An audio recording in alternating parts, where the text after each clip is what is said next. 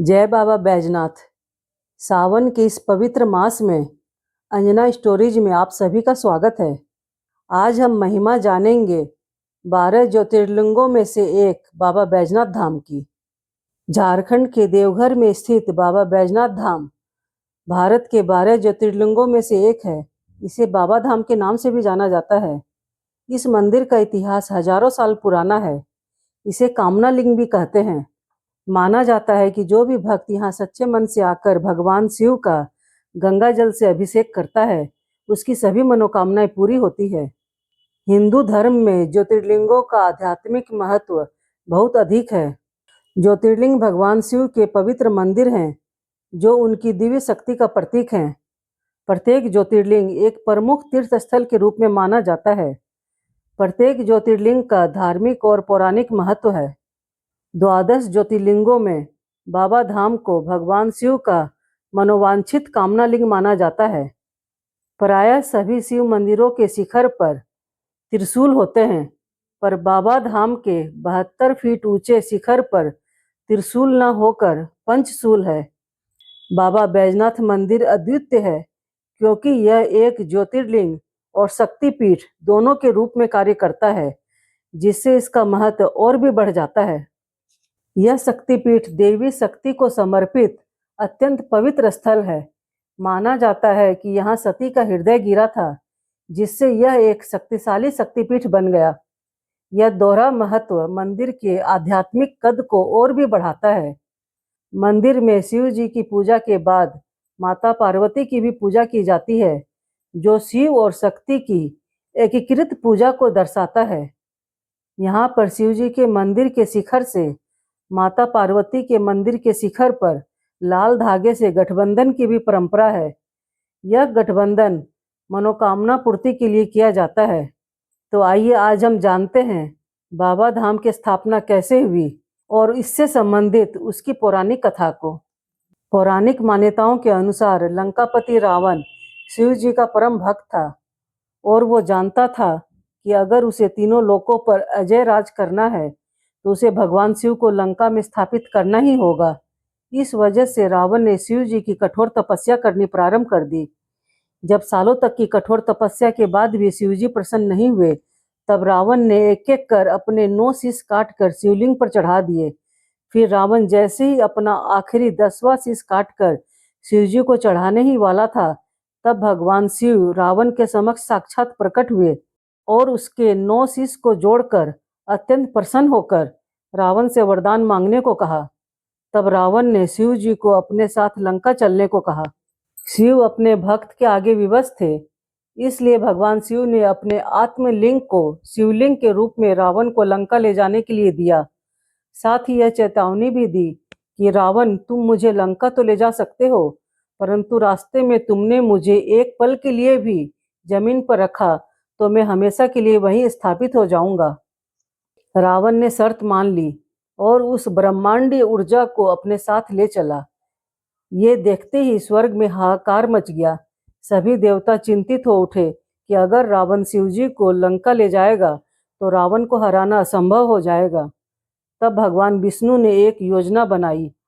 उन्होंने वरुण देव को रावण के पेट में प्रविष्ट होने को कहा, जिससे रावण को अचानक तीव्र लघुशंका महसूस होने लगी। जब रावण देवघर के पास से गुजर रहा था, तो वरुण देव के प्रभाव के कारण वो अपनी लघुशंका रोक नहीं पा रहा था। वो शिवलिंग को नीचे रखने के नियम से बंधा था, इसलिए उसने पास में ही गाय चरा रहे एक चरवाहे को देखा। वो चरवाहा कोई और नहीं, स्वयं भगवान विष्णु चरवाहे का रूप धर कर आए थे। रावण ने चरवाहे से आग्रह किया कि वो थोड़ी देर के लिए शिवलिंग को हाथों में पकड़े रखे और सख्त हिदायत दी कि इसे जमीन पर न रखे। रावण जब लघुशंका करने गया तो जल के प्रभाव के कारण उसे बहुत समय लग गया। इधर चरवाहा भारी शिवलिंग का बोझ नहीं सहन कर सका और उसने शिवलिंग को भूमि पर रख दिया। जब रावण वापस आया तो उसने देखा कि शिवलिंग जमीन पर रखा हुआ है, तो वो बहुत क्रोधित हुआ। उसने शिवलिंग को उठाने की बहुत कोशिश की, लेकिन शिव जी की शर्त के अनुसार वो टस से मस नहीं हुआ। वो शिवलिंग वहीं स्थापित हो गया था। वही स्थान आज झारखंड के देवघर में स्थित प्रसिद्ध बैजनाथ धाम के नाम से जाना जाता है, जो कि 12 ज्योतिर्लिंगों में से एक है। सावन का पूरा पवित्र महीना शिवजी का महीना माना जाता है। श्रावण के महीने में प्रतिवर्ष आयोजित होने वाला श्रावणी मेला बैजनाथ मंदिर से जुड़े सबसे महत्वपूर्ण आयोजनों में से एक है। महीने भर चलने वाले इस उत्सव में भारत भर से एवं भारत के बाहर से भी उत्साहित लाखों भक्त आते हैं, जो सुल्तानगंज से पवित्र गंगा जल भरकर देवघर में भगवान शिव को चढ़ाते हैं। जो कांवड़ यात्रा करते हैं वो कांवड़िए सुल्तानगंज से, जहां उत्तर वाहिनी गंगा बहती है, वहां गंगा स्नान करते हैं। तत्पश्चात भगवा वस्त्र पहनकर वहां से गंगा जल भरकर कांवड़ की पूजा अर्चना करके वहां से बाबा धाम की लगभग 105 किलोमीटर की पैदल यात्रा शुरू कर देते हैं। ये यात्रा काफी कठिन होती है, लेकिन श्रद्धालुओं के उत्साह में कोई कमी नहीं होती है। उत्साह से भरे ये कांवड़िए बोल बम का जय घोष करते हुए जब यात्रा करते हैं तो उनका उत्साह देखते ही बनता है। कांवड़ यात्रा के दौरान कांवड़ को जमीन पर नहीं रखा जाता है। जब श्रद्धालु बाबा धाम पहुंचते हैं तो बाबा धाम में शिवजी पर गंगाजल से पहले हर श्रद्धालु को शिवगंगा में डुबकी लगाना जरूरी है। शिवगंगा में स्नान करने के पश्चात ही शिव जी पर जलार्पण करना होता है। ऐसे तो साल के 12 मास बाबा धाम में श्रद्धालु आते रहते हैं, पर सावन में तो मंदिर परिसर में पैर रखने की भी जगह नहीं होती है। लाखों श्रद्धालु रोज आते हैं।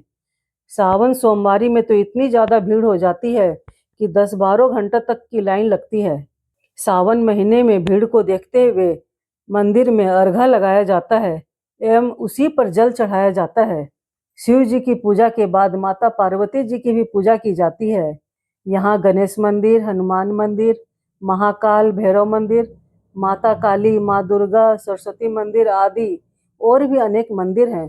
देवघर में शाम के समय बाबा की श्रृंगार पूजा होती है, जिसमें देवघर सेंट्रल जेल के कैदियों द्वारा हर रोज पुष्पों से बाबा के लिए विशेष नाग मुकुट तैयार किया जाता है, जिसे हर दिन शाम की पूजा में बाबा को चढ़ाया जाता है। देवघर में बाबा बैजनाथ के जलाभिषेक एवं पूजा अर्चना के बाद बासुकीनाथ मंदिर जाना अनिवार्य माना जाता है।